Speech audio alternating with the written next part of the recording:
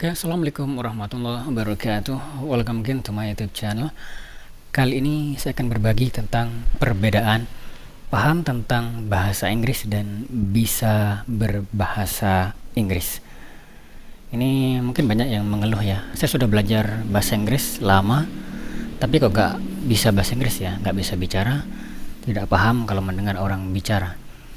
Ya, mungkin karena belajarnya itu belajar memahami tentang bahasa Inggris, bukan latihan berbahasa Inggris. Karena untuk bisa itu butuh latihan, begitu. Oke, bedanya seperti apa sih? Saya contohkan di sini, teman-teman. Saya kasih contoh, ada kalimat seperti ini. Nah, kalau yang dimaksud dengan target bisa berbahasa Inggris itu latihan. Tadi saya ngajar siswa saya tunjukkan kalimat seperti ini, itu kelas 11. Saya tanya berapa kata yang kalian tidak tahu. Ternyata ada beberapa. I dia tahu, usually ini dia tidak tahu. Kemudian kata at ini dia tidak tahu. Kemudian kata after that dia juga tidak tahu. Kemudian kata then dia juga tidak tahu. Kemudian kata go dia tahu, seperti itu. Nah, dia juga tidak tahu kata breakfast, lupa kayaknya, bukan tidak tahu. Nah, seperti itu. Kalau kita latihan bahasa Inggris, tadi saya latihannya begini, sebenarnya lebih dari ini tadi kalimatnya. Saya tunjukkan saja. Usually itu biasa, at itu jam di sini, artinya pada jam begitu. Kemudian after that itu artinya kemudian, then artinya juga kemudian, have breakfast itu sarapan. Nah, setelah itu saya tunjukkan ceritanya. Jadi ceritanya dalam teks ini adalah saya biasanya bangun pada jam 4. Kemudian atau setelah itu saya mandi. Kemudian saya sarapan. Kemudian saya pergi ke sekolah. Setelah itu saya tanya, then apa artinya? Dia sudah tahu. Kemudian after that sama, kemudian usually biasanya, at pada jam, begitu. Nah, cuma beberapa kata dia agak lupa, ya biasalah. Nah, setelah 3 kali pengulangan dia sudah bisa. Setelah itu saya tunjukkan, suruh baca dari depan bahasa Indonesianya. Nah, ternyata dia bisa. Saya biasanya dan seterusnya, begitu. Dengan cara seperti itu. Nah, setelah itu saya kasih teks lagi berbahasa Indonesia seperti ini. Nah, sekarang ini kebalikannya. Ini bahasa Indonesia. Berarti dia harus membahasa Inggris kan. Saya tanya berapa kata yang kalian tahu bahasa Inggrisnya. Untuk saya dia tahu. Mangga dia tahu. Bahkan suka dia agak lupa begitu. Mempunyai dia tahu. Pohon dia tidak tahu. Banyaklah. Di depan dia juga lupa. Rumah dia tahu. Kata juga dia tidak tahu. Kemudian kata tapi dia juga tidak tahu. Bahkan kata tidak pun dia bingung, lupa begitu. Kemudian saya tunjukkanlah begitu. Mangga itu mango, pohon itu tree. Kemudian di depan itu in front of, juga itu also, tapi itu but, tidak itu di sini pakai don't. Kemudian saya bahasa Inggriskan. I like mango. I like mango. I have mango tree in front of my house. I also like apple, but I don't have apple tree. Yang saya ajar 2 siswa. Nah, saya minta dia bersama-sama, berdua begitu, biar kalau ada yang satunya lupa satunya ingat.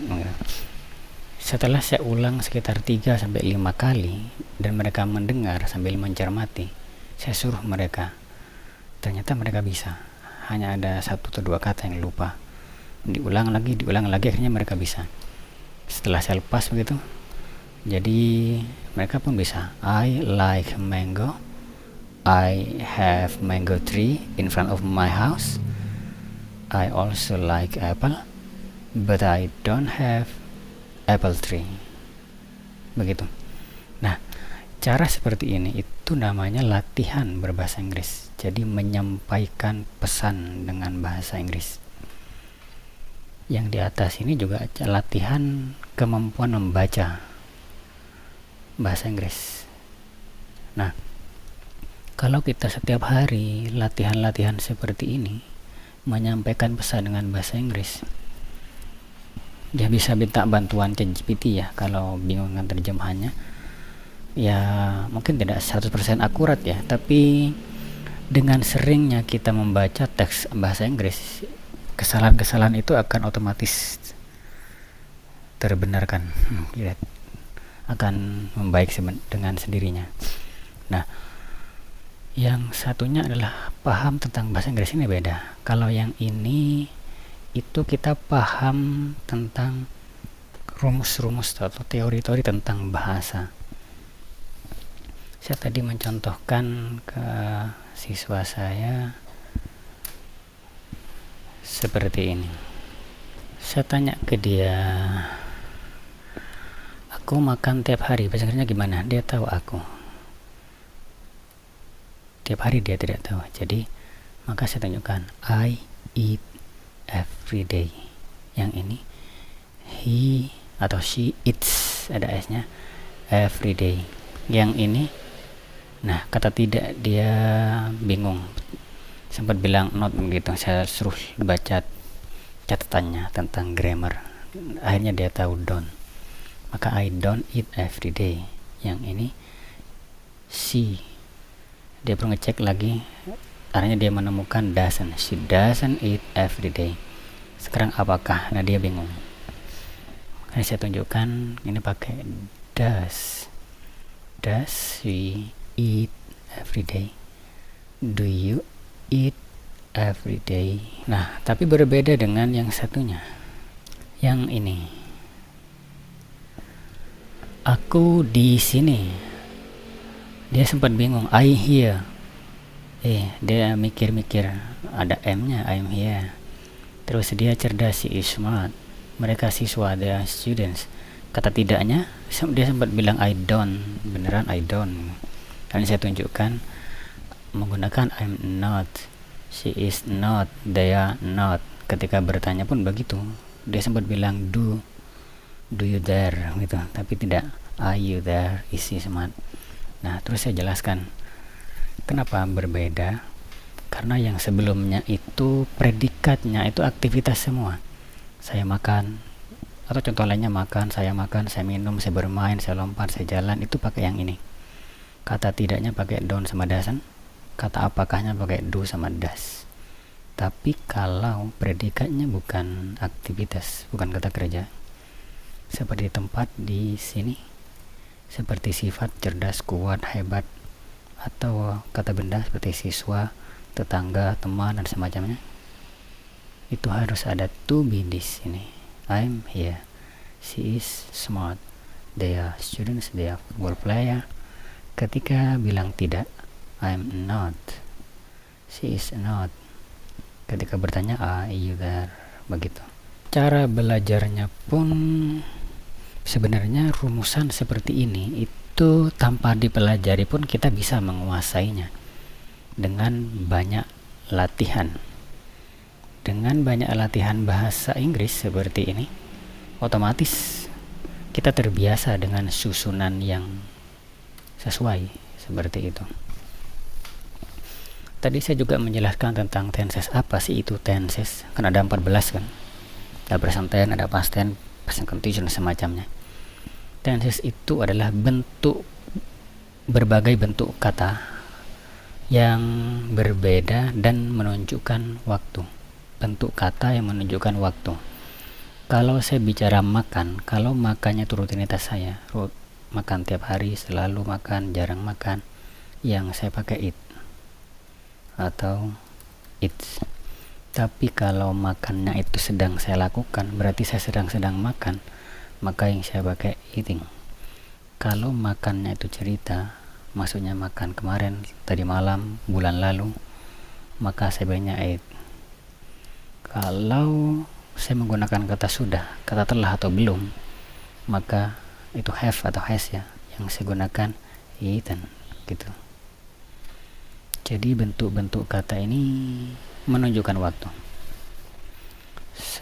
Contoh lain, misalkan saya bertemu orang yang lama tidak jumpa, terus saya tanya dia, kamu mahasiswa kedokteran ya? Karena saya ketemu dia dulu masa kedokteran. Terus dia bilang begini, yes I was. Saya tanya ke siswa saya tadi, apakah dia sekarang mahasiswa kedokteran? Kata dia iya, ya karena yes. Tapi tidak. Kalau menggunakan kata was itu berarti iya dulu. Yes I was, iya dulu. Sekarang udah lulus gitu. Kalau masih, itu jawabannya yes I am. Begitu. Jadi itu yang perbedaannya tentang paham tentang bahasa Inggris dan bisa berbahasa Inggris. Jadi kalau mempelajari pelajaran-pelajaran teori-teori itu yang ini, dan belum tentu bisa berbahasa Inggris jadinya. Menguasai teori, materi semacamnya itu tidak membuat kita bisa berbahasa Inggris. Nah, sedangkan ini kita latihan menyampaikan pesan dengan bahasa Inggris. Nah, untuk ini kita perlu perbanyak konten untuk dibicarakan. Mungkin minggu ini tentang kesehatan, minggu depan tentang pertanian, minggu depan tentang makanan, dan seterusnya begitu. Itu di sini. Oke, mungkin itu saja berbagi saya kali ini. Semoga bermanfaat. Assalamualaikum warahmatullahi wabarakatuh.